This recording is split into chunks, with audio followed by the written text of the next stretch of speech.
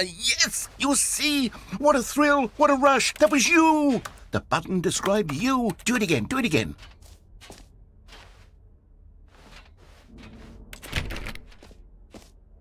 Jim. Ooh, it hits even harder the second time. If this were the only new feature in the Stanley Parable 2, it would still be worth the money. Let's take a break from the Jim button. I'm too emotionally drained from all of this personal validation.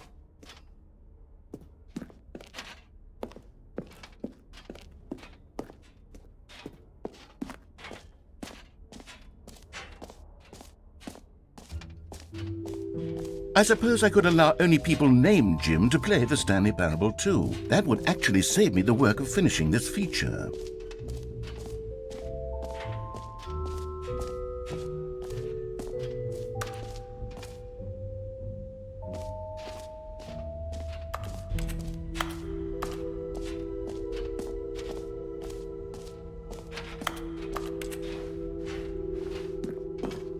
An epilogue would be fun, wouldn't it, Stanley? Yes, it will go at the end of the, well, we'll figure that out later.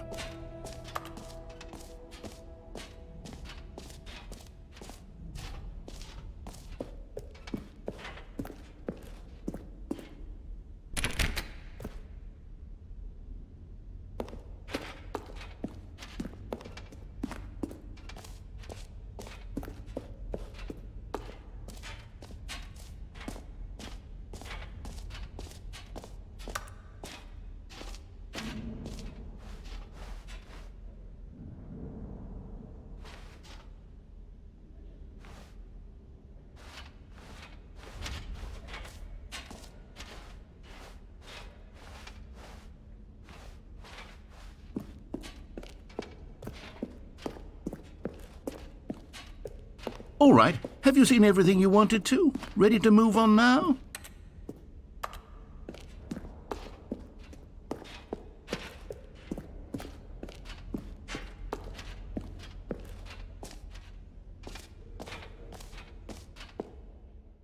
So, Stanley, what do you think?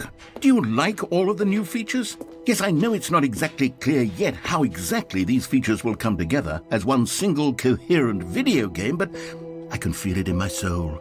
It's going to work. There's definitely a good game in there somewhere. Say, let's do an experiment. I'll arrange these new features together, and we'll see whether or not it coheres into a meaningful gameplay experience. Okay. Are you ready? Here it is. I give you the Stanley Parable 2.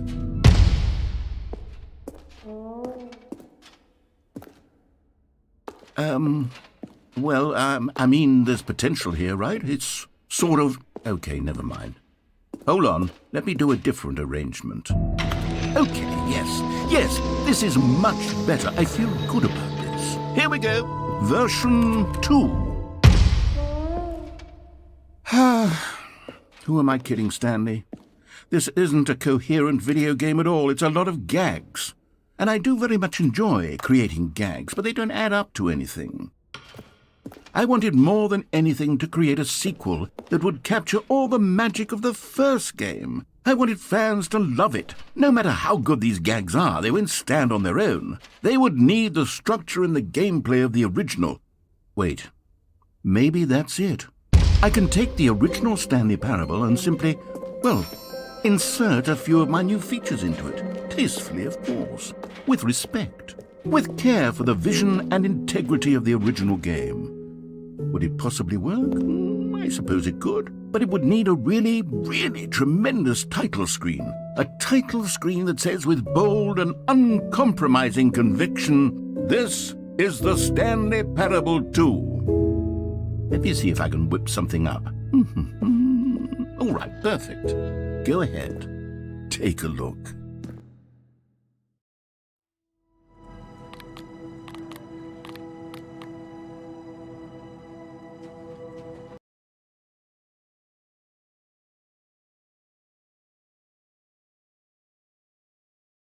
This is the story of a man named Stanley.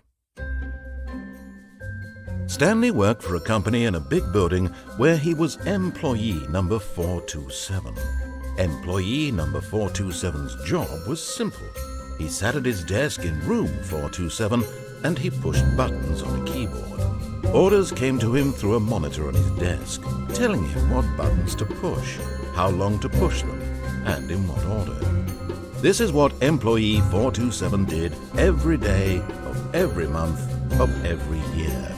And although others might have considered it soul-rending, Stanley relished every moment that the orders came in, as though he had been made exactly for this job. And Stanley was happy. And then one day, something very peculiar happened. Something that would forever change Stanley. Something he would never quite forget. He had been at his desk for nearly an hour when he realized that not one single order had arrived on the monitor for him to follow. No one had showed up to give him instructions, call a meeting, or even say hi. Never in all his years at the company had this happened, this complete isolation. Something was very clearly wrong. Shocked, frozen solid, Stanley found himself unable to move for the longest time. But as he came to his wits and regained his senses, he got up from his desk and stepped out of his office. All of his co-workers were gone. What could it mean? Stanley decided to go to the meeting room. Perhaps he had simply missed a memo.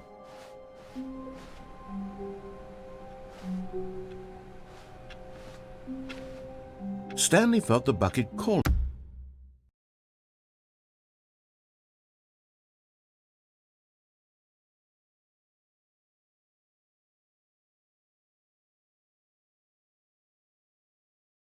to him, begging him to pick it up. Why was he not doing it? Stanley picked up the bucket.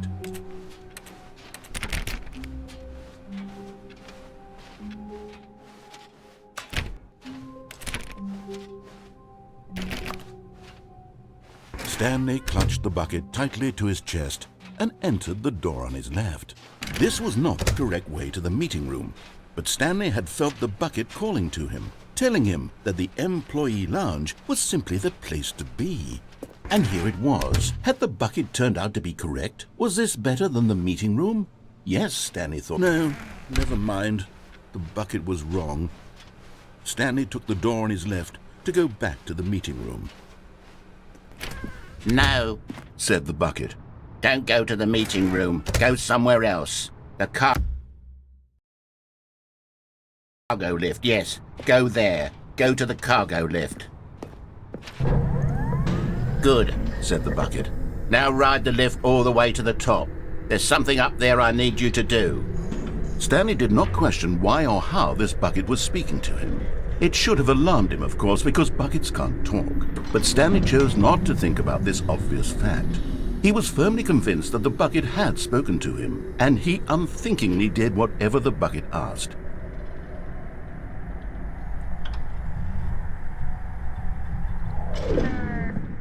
In here, said the bucket. Go into this dark room over here. Stanley once again obeyed blindly.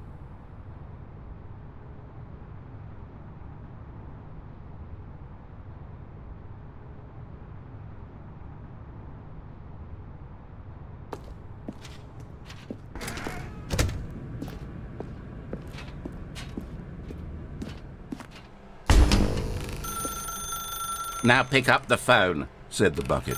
Pick up the phone and it will take us back home.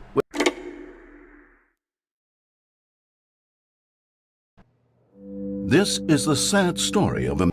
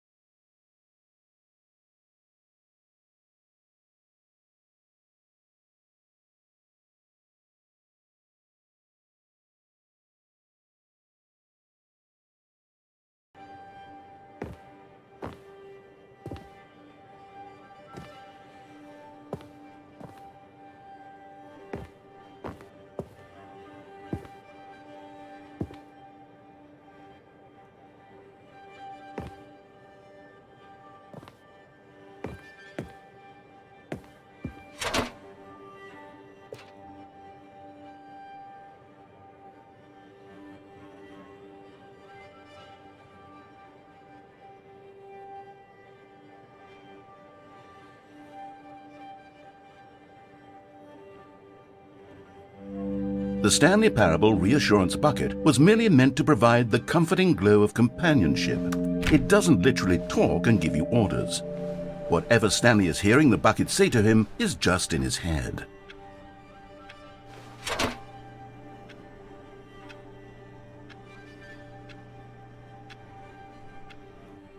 Lately, I've been concerned about him. Wouldn't you be concerned as well? To see him delusional like this, obsessing over an inanimate metal object? I want to say something to him, but I don't know how I can convince him. I don't know if he'll listen to me. Oh, I'll try anyway. Stanley, can you hear me? Listen to me. It's just a bucket. It can't think, it can't talk. All it will ever truly do for you is effectively transfer a liquid from one location to a different location. That's it. It doesn't do anything else.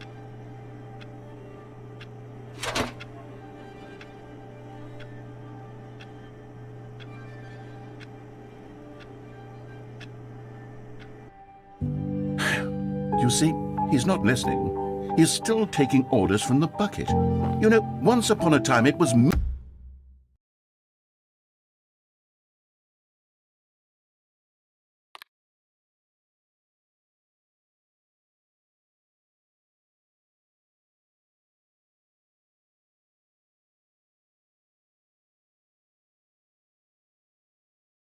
Me he took orders from, me he trusted and listened to. Now all he cares about is his awful bucket, this stupid hunk of metal.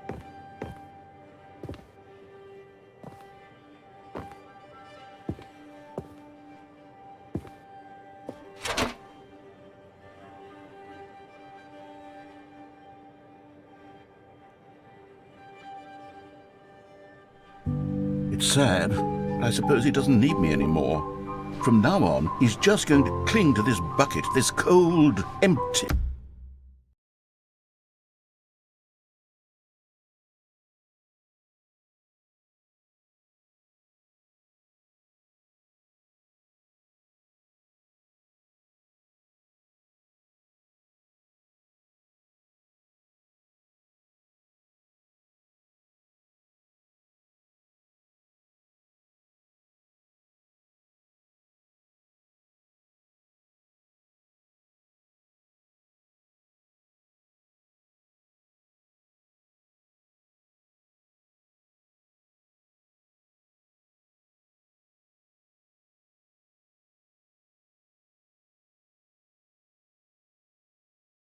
bucket, this sort of shiny bucket.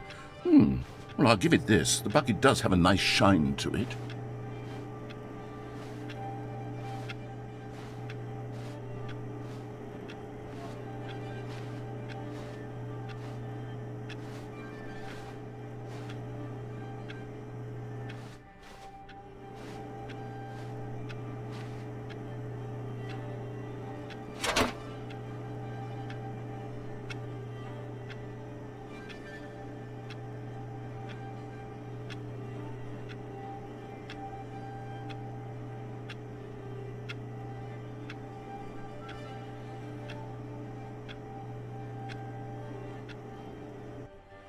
Yes, I suppose on closer inspection that it doesn't quite look like your average hardware store bucket. It's just a little more, what am I trying to say? Sturdier, more capable of transporting liquid. Like it would be better at moving an amount of water from one room to another.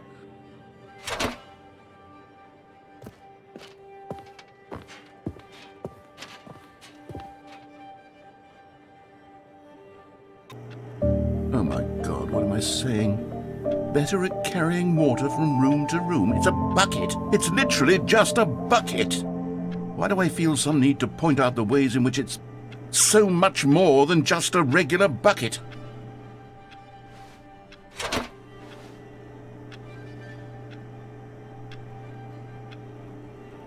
Oh no, I'm having feelings for the bucket.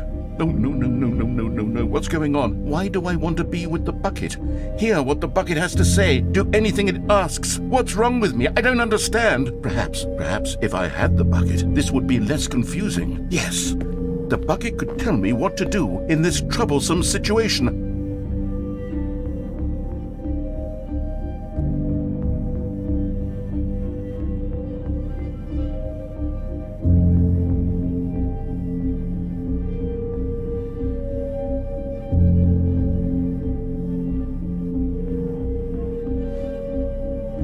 Stanley, give me the bucket. Give it to me. Give me the bucket, Stanley. I need it. Give it to me now. Give it, or I'll...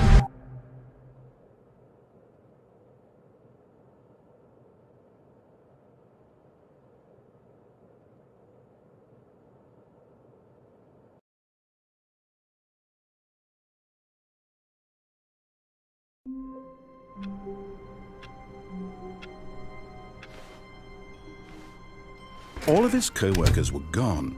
What could it mean? Stanley lifted the bucket into his arms, and a wave of comfort rushed over him.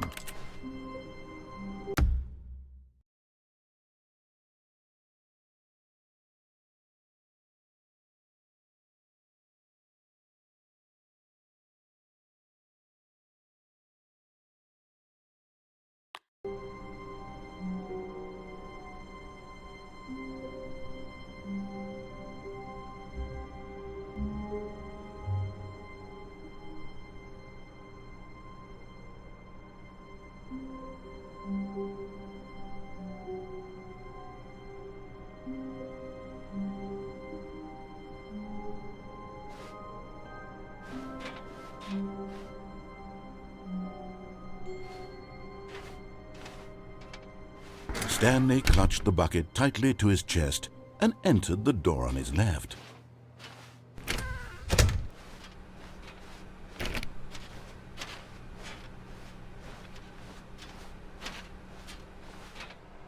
Still no one was here. Stanley needed the bucket's warmth and comfort now more than ever.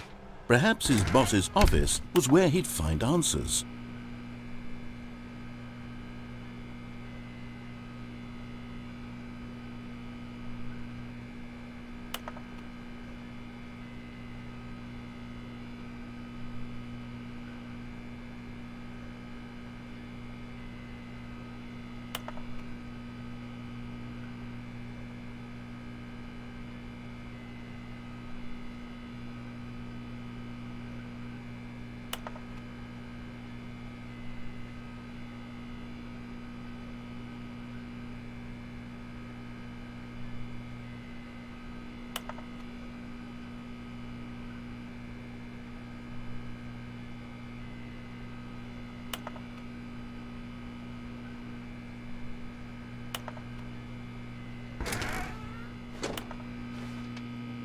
Oh, Stanley, can you feel it?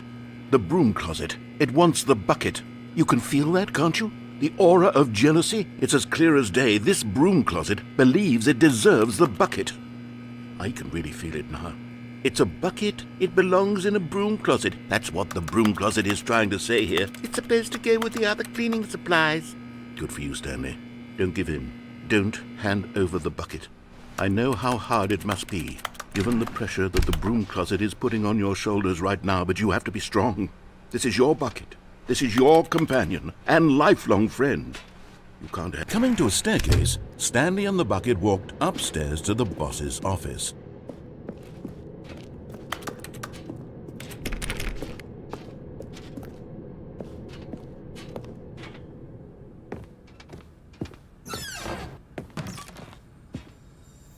You found one of them. One of the miniature Stanley figurines. Remember, no reward for collecting all of these, only the intrinsic pleasure of a job well done. You can't buy that sort of happiness, Stanley. God knows I've tried. So, I implore you to savor each and every moment you come across one of these beautiful figurines.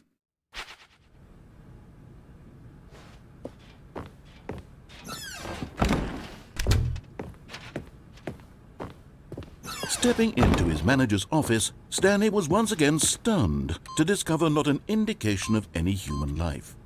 Crushed by the... But Stanley guessed the correct code by sheer luck. Was it that the bucket knew all along? Was the bucket guiding him? Yes, this is certainly the most logical explanation.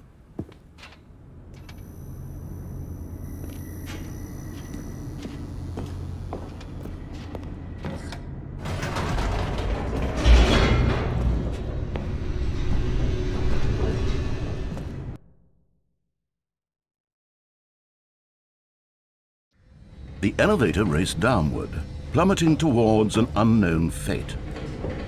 It would be all Stanley could do to keep himself together, if not for the bucket. Soothing him, comforting him, reassuring that in this darkest moment of uncertainty, he would be all right. The bucket is here for you, Stanley. Everything will be fine. Stanley and the bucket walked straight ahead through the large door that read, Mind Control Facility.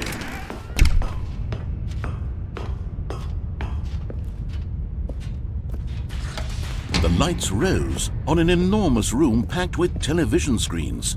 What horrible secret did this place hold? Stanley and the bucket both wondered to themselves.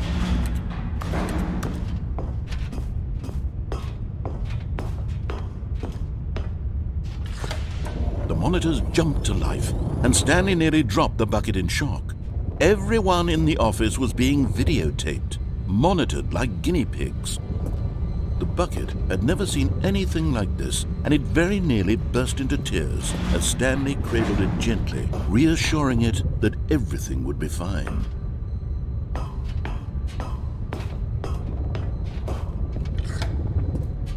Was the bucket under the mind control facility's influence as well? Had the bucket been told to do things it didn't wish to do? What kinds of things does a bucket want to do or not want to do in the first place? These questions raced furiously in Stanley's feeble mind. No!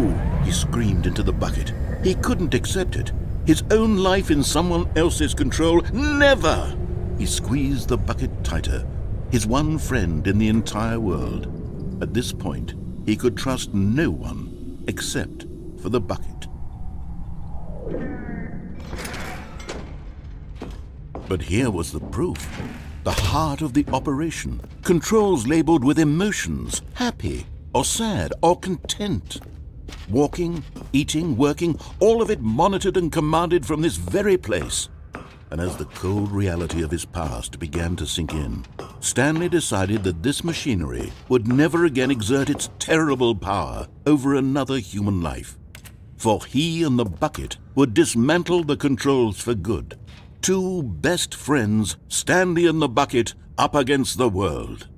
They high-fived in a really cool way, and the bucket made a sassy comment about taking down the system.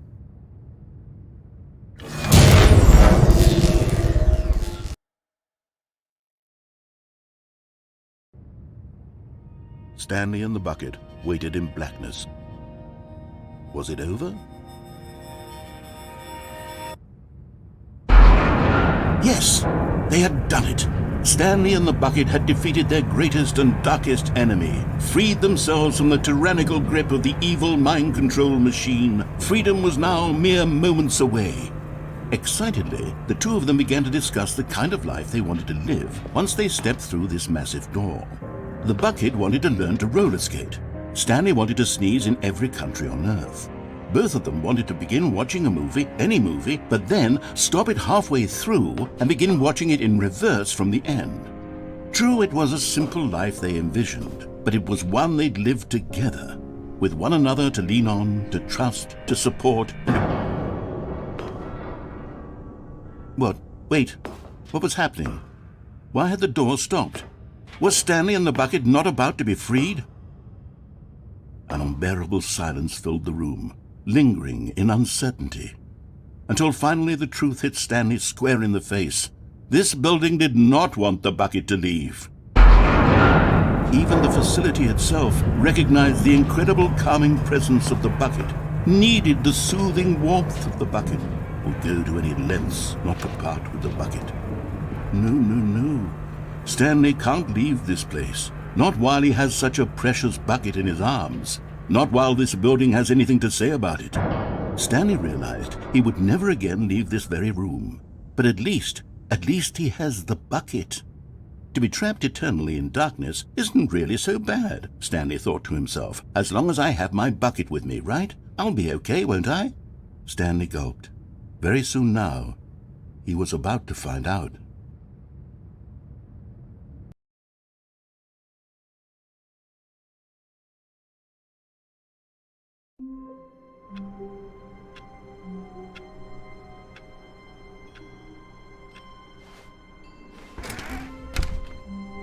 The confusion and the chaos all seemed to melt away as Stanley embraced the bucket.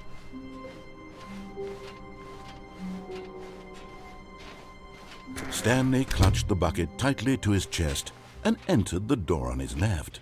This was not the correct way to the meeting room, but Stanley had felt the bucket calling to him, telling him that the employee lounge was simply the place to be. And here it was. Had the bucket turned out to be correct? No, never mind.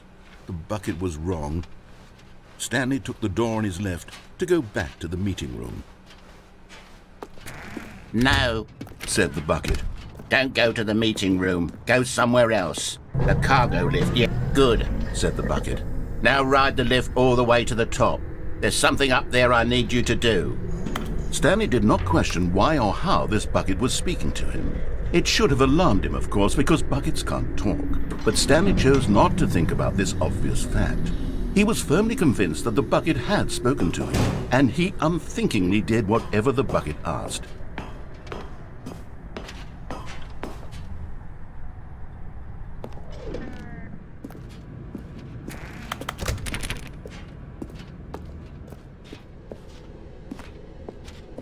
No, stop. Look there on the wall. You see, there's a sign right there. It says, "No buckets past this point." Stanley, how could you think it was okay to bring the bucket here? Unless, what if the problem is that you actually don't know what is a bucket and what isn't a bucket? I suppose that would explain a lot about your behavior up to this point. Which, if that's true, well, my goodness, I think we have to do something about it. This misunderstanding could have dire consequences on the entire rest of the game if not addressed quickly and properly. So much of the impact of the story is dependent on your understanding of what is and isn't a bucket. Please, step in here for a moment.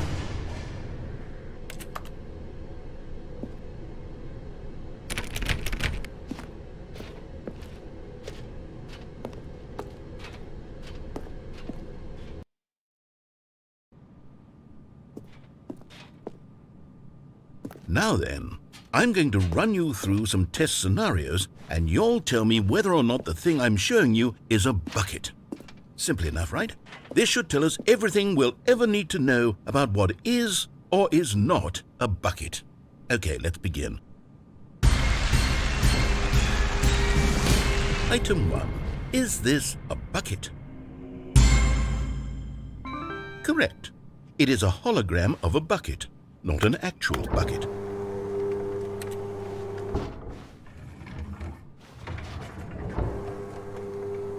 Item 2.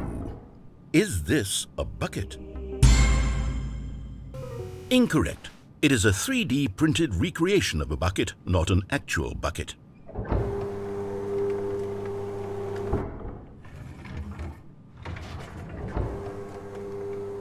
Item 3. Is this a bucket? Incorrect. This is a bucket.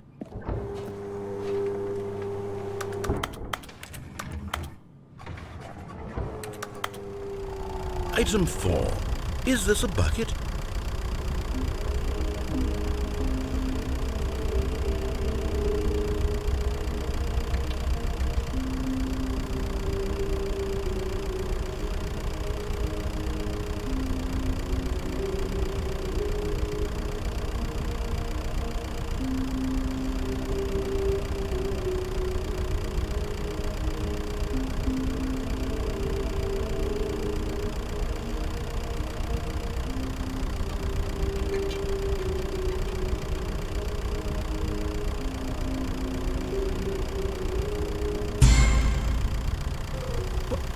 Are you hallucinating? This is a tractor. It's an enormous machine that tills the earth. I thought this was a gimmick. How on earth did you manage to screw it up? Absolutely incredible.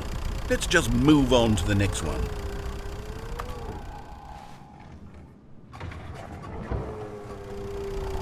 Is this a bucket?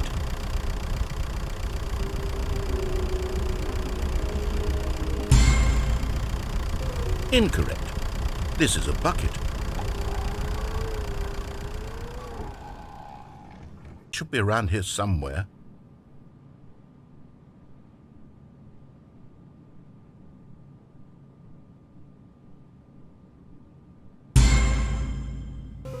Okay, you and I both know there isn't anything here. And I don't appreciate the implication that nothing is a bucket when we both clearly know that a bucket is something, and therefore nothing could possibly be something.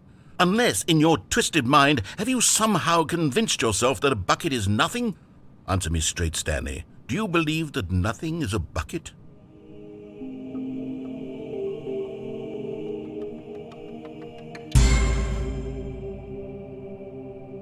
You know what? I'm too confused to even sort it out. I've lost all sense of perspective. What is a bucket? What isn't a bucket? Mere moments ago I could answer these questions with confidence, and yet now I'm somewhat adrift. Do any of us know what a bucket is? Am I a bucket? Stanley, I can't keep doing this. I'm losing myself, and myself was all I ever had.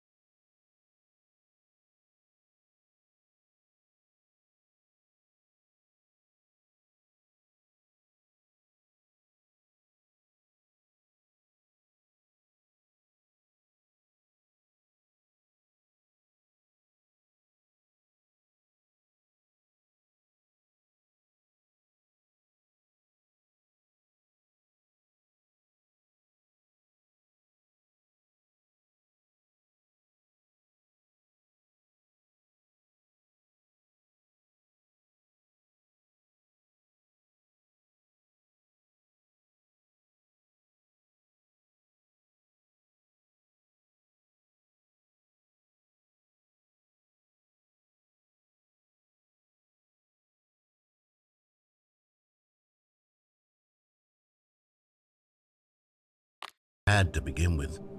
I'm afraid the bucket is threatening to tear our relationship apart. I can't have that. I'm sorry. But I'm going to erase all buckets from the game entirely. Okay, here we go.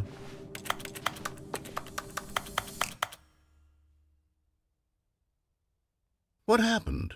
Is everything gone? Why did everything disappear?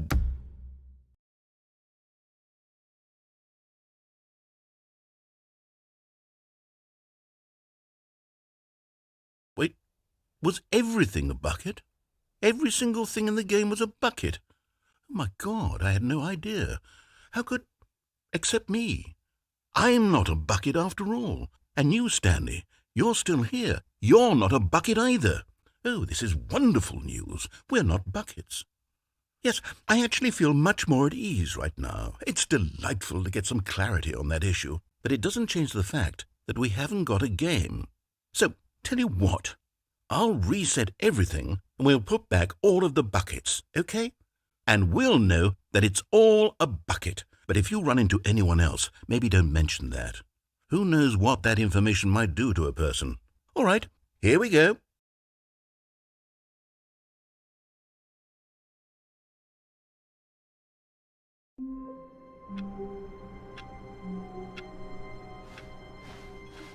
A soft wind blew outside and perhaps rain started, and if it did, it stopped shortly after.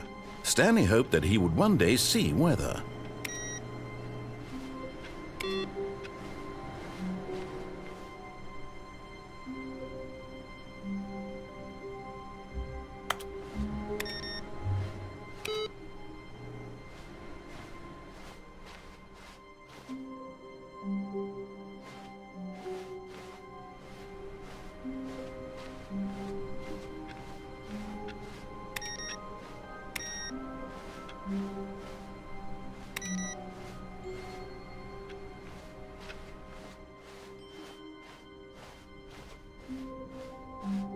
When Stanley came to a set of 2 open doors, he entered the door on his left. This was not the correct way to the meeting room, and Stanley knew it perfectly well.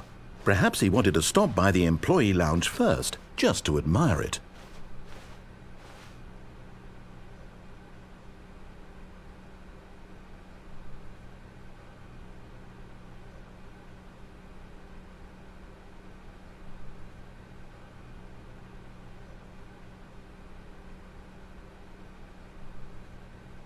Standing now in this incredible room, Stanley for the first time, but eager to get back to business, Stanley took the first open door on his left.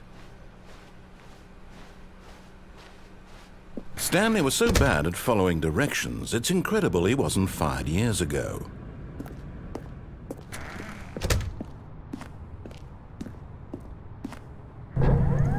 Look, Stanley, I think perhaps we've gotten off on the wrong foot here.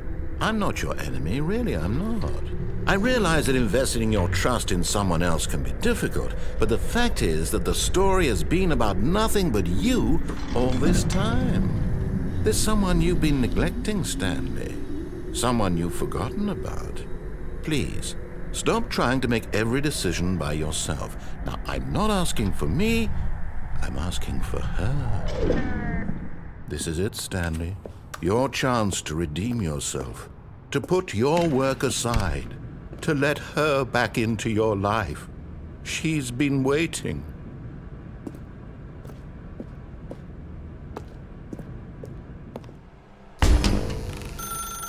That's her, Stanley. You need to be the one to do this, to reach out to her. If you can truly place your faith in another, then pick up the phone.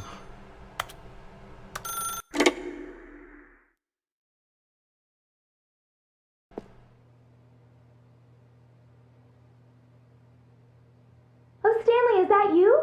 Hold on, sweetie. Sorry to keep you waiting. I'm just pulling the bread out of the oven. All right. Okay. There we go. All right, now, I want you to come in and tell me all about your day. Gotcha. Oh, come on. Did you actually think you had a loving wife who'd want to commit their life to you? I'm trying to make a point here, Stanley. I'm trying to get you to see something. Come inside. Let me show you what's really going on here. Sorry, but you're in my story now.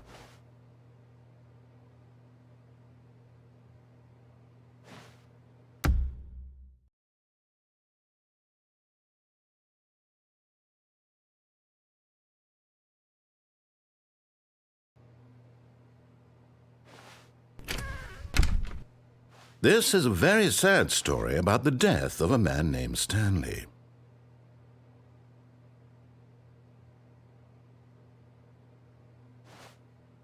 Stanley is quite a boring fellow. He has a job that demands nothing of him, and every button that he pushes is a reminder of the inconsequential nature of his existence.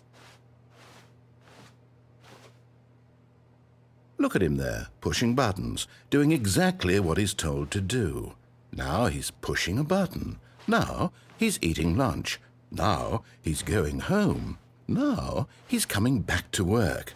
One might even feel sorry for him, except that he's chosen this life. But in his mind, he can go on fantastic adventures. From behind his desk, Stanley dreamed of wild expeditions into the unknown, fantastic discoveries of new lands. It was wonderful, and each day that he returned to work was a reminder that none of it would ever happen to him. And so he began to fantasize about his own job. First, he imagined that one day while at work, he stepped up from his desk to realize that all of his co-workers, his boss, everyone in the building had suddenly vanished off the face of the earth. The thought excited him terribly.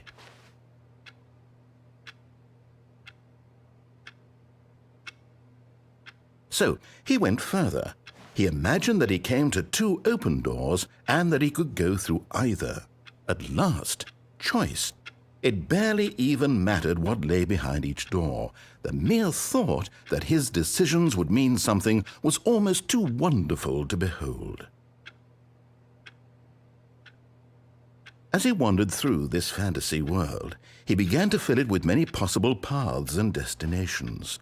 Down one path lay an enormous round room with monitors and mind controls. And down another was a yellow line that weaved in many directions. And down another was a game with a baby. And he called it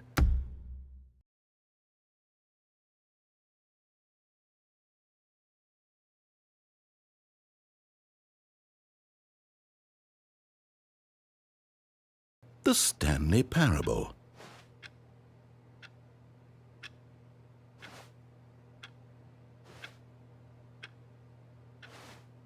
It was such a wonderful fantasy, and so in his head he relived it again, and then again, and again, over and over, wishing beyond hope that it would never end, that he might always feel this free. Surely there's an answer down some new path, mustn't there be? Perhaps if he played just one more time.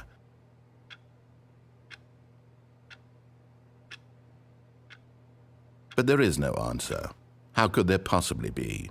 In reality, all he's doing is pushing the same buttons he always has. Nothing has changed. The longer he spends here, the more invested he gets, the more he forgets which life is the real one.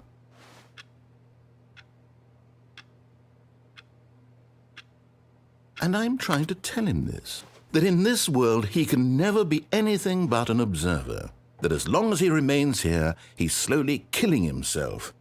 But he won't listen to me. He won't stop. Here, watch this. Stanley, the next time the screen asks you to push a button, do not do it.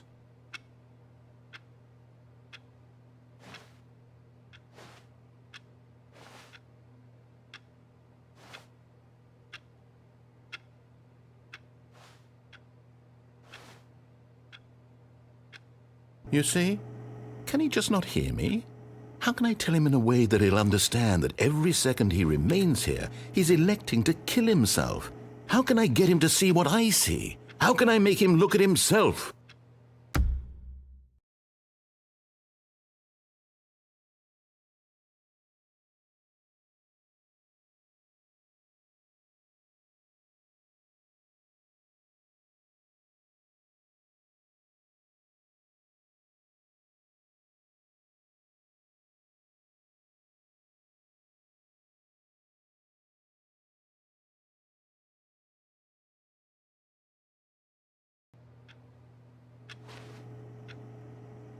I suppose I can't, not in the way I want him to. But I don't make the rules. I simply play to my intended purpose, the same as Stanley. We're not so different, I suppose. I'll try once more to convey all this to him. I'm compelled to. I must. Perhaps, well, maybe this time he'll see. Maybe this time.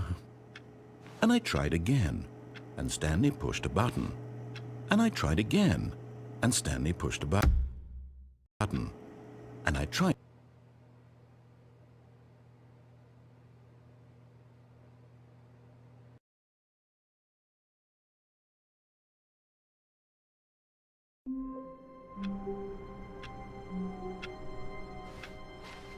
All of his co-workers were gone. What could it mean?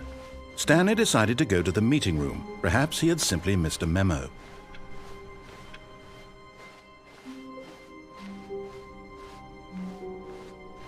When Stanley came to a set of 2 open doors, this was not the correct way to the meeting room, and Stanley knew it perfectly well. Perhaps he wanted to stop by the employee lounge first, just to admire it. Stanley felt lightheaded, butterflies in his stomach, giddy in a way he had never known before. Was it this room? A connection between the two? Could a man love a room? I mean, truly, truly, deeply, madly love